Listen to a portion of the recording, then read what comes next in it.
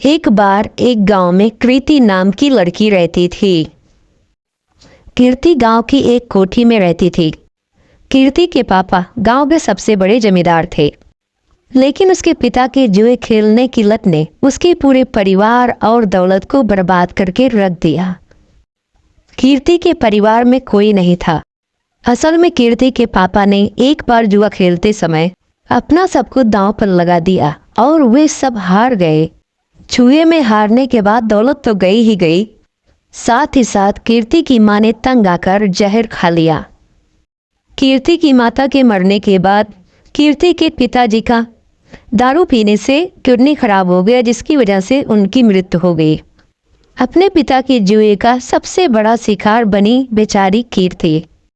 उस बेचारी का क्या दोस्त था। अब ना कोई उसका ख्याल रखने वाला था और ना अब कोई उसे रोटी देने वाला। पेट पालने के लिए कीर्ति गांव के घरों में झाड़ू पोंछा करती थी। कीर्ति का यह सब करने का बिल्कुल भी मन नहीं था, क्योंकि वह जिस घर में काम करती थी वहां का जो मालिक था वो उसे बहुत ही बुरी नज़र से देखता था। लेकिन 2 वक्त की रोटी के लिए कीर्ति यह सब भी झेल लेती थी। कीर्ति रोज सुबह सुबह गांव के मंदिर में जाती थी और अपनी दर्द भरी कहानी भगवान को सुनाती थी। हे ईश्वर, किस जन्म का तू मुझसे बदला ले रहा है? क्योंकि इस जन्म में तो मैंने किसी का भी बुरा नहीं किया। अब तू ही बता, अगर मेरा बाप जुआ खेलता था तो क्या इसमें मेरी गलती है? मैंने तो हर बार उन्हें जुआ खेलने से रोका, यहाँ तक कि रोकने के चक्कर में मार भी खाई, लेकिन हमेशा यह विश्वास रहा कि एक दिन तू सब ठीक कर देगा। मैंने तुझ पे भरोसा किया और तूने मेरे भरोसे का आज मुझे ये सिला दिया। न खाना है न कोई अपना, काम पे भी मालिक बुरी नजर से देखता है। क्या यही तेरी महिमा है? कीर्ति की आंखों में आंसू भर आए और वह वहीं बैठकर फूट फूट कर रोने लगी। लेकिन कीर्ति ने आंसू को पोंछा और फिर वहां से उठकर जाने लगी। लेकिन तब उसे मंदिर के बाहर एक बूढ़ा आदमी दिखा जो उसे घूर रहा था। कीर्ति को लगा कि ऐसा कोई भिखारी होगा जो उसे रोता हुआ देखकर घूर रहा होगा।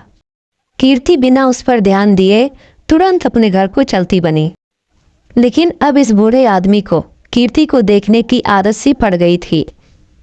जब भी कीर्ति मंदिर जाती और भगवान को अपनी आप बीती बताती थी, वह बूढ़ा वहीं खड़ा उसकी बातें सुनता और उसे घूरा करता था, लेकिन कभी भी मंदिर के बाहर कीर्ति का पीछा नहीं करता था। कीर्ति को लगा वह बेचारा भीख की आस में उसे देखा करता है। कीर्ति के पास बहुत ज्यादा पैसे नहीं थे, लेकिन वह दान पुण्य करने में बिल्कुल भी हिचकिचाते नहीं थे। एक दिन जब बूढ़ा आदमी मंदिर के बाहर खड़ा होकर कीर्ति को घूर रहा था, तब कीर्ति भगवान के पास जाने की बजाय उस बूढ़े के पास गई। बाबा जी, अगर पैसे चाहिए तो बेहिचक मांग लिया करो। ऐसे किसी और को घूरोगे तो वो गलत मतलब निकालेगा। काश बेटा, तेरे जैसा साफ दिल भगवान ने सबको दिया होता। कुछ दे दे बेटा। कीर्ति ने अपनी जेब से 10 रुपए का सिक्का निकाला और उस भिखारी की जेब में डाल दिया।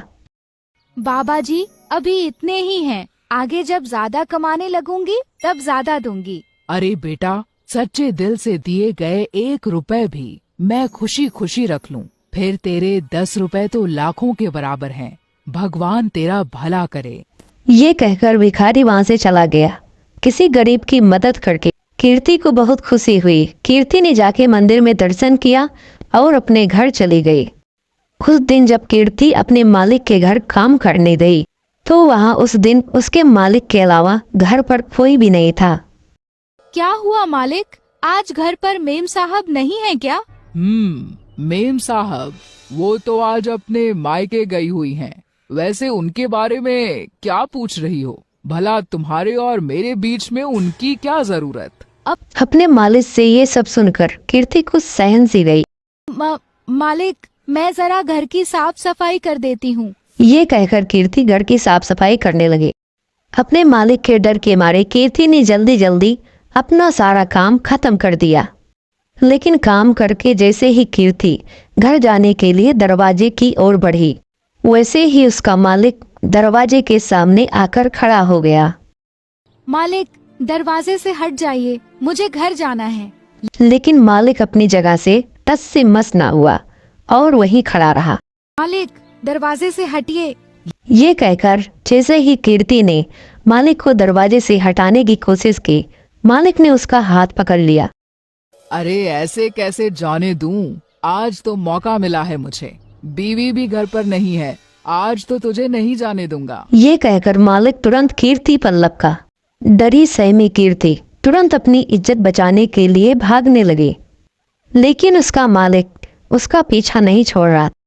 तभी कोने में उसे एक डंडा पड़ा हुआ दिखा और वह उसके पीछे की ओर दौड़ने लगे। अब की बार जैसे ही उसका मालिक उसे पकड़ने के लिए उसकी ओर लपका, वैसे ही कीर्ति ने उस डंडे को उठाकर अपने मालिक के सर पर दे मारा और तुरंत दरवाजे से निकलकर वहां से भाग गई। फूट फूट कर रोती हुई कीर्ति बिना रुके भागते हुई जा रही थी। भागते भागते कीर्ति वह उस मंदिर में पहुंची जहां वह रोज सुबह जाती थी। मंदिर में पहुंचते ही कीर्ति भगवान के चरणों में जा गिरी। हे ईश्वर, क्या मेरा पैदा होना ही गुनाह है जो तू मुझे इतनी बड़ी सजा दे रहा है? क्या गरीब और लाचार होने की यही सजा होती है कि कोई भी आकर हमारी इज्जत पर हाथ डाले? कीर्ति की आंखों से फिर आंसू फूट पड़े। आंसुओं को पोंछकर कीर्ति आसपास देखा तो पाया कि वह बूढ़ा आदमी फिर वहीं पे खड़ा था। बाबा, अब मेरे पास कुछ नहीं है आपको देने को। बच्चा, मैं तुमसे भीख लेने नहीं बल्कि कुछ देने आया हूँ। लेकिन क्या? तेरी कोठी के पीछे वाले कमरे में एक जादुई खजाना है जो सही समय आने पर अपने आप तेरे हाथ में आ जाएगा।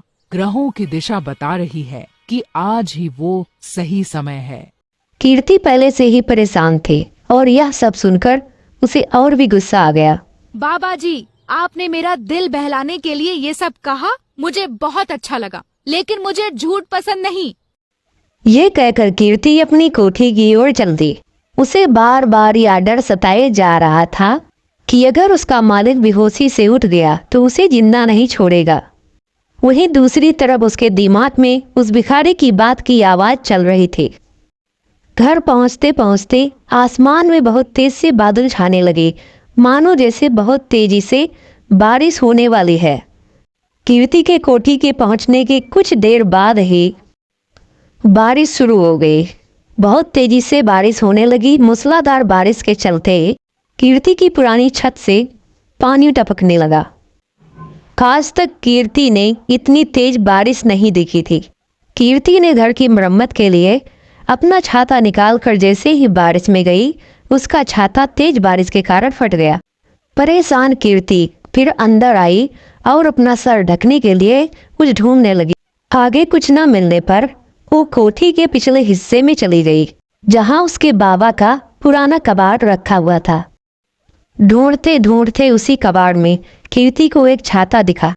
चलो इसी से काम चलाया जाए। ये कहकर कीर्ति मरम्मत का सामान लेकर जैसे ही बारिश में बाहर निकली, बारिश की बूंदें पड़ते ही उस छाते से सोने के सिक्के की बरसात होने लगी। कीर्ति को यह सब देखकर अपनी आंखों पर विश्वास नहीं हुआ कि उस बूढ़े भिखारी की बात सच निकली। कीर्ति उन सिक्कों को समेटकर अंदर कमरे में आ गई। कीर्ति ने उन सिक्कों को गौर से देखा तो देखा कि वह सोने के सिक्के हैं।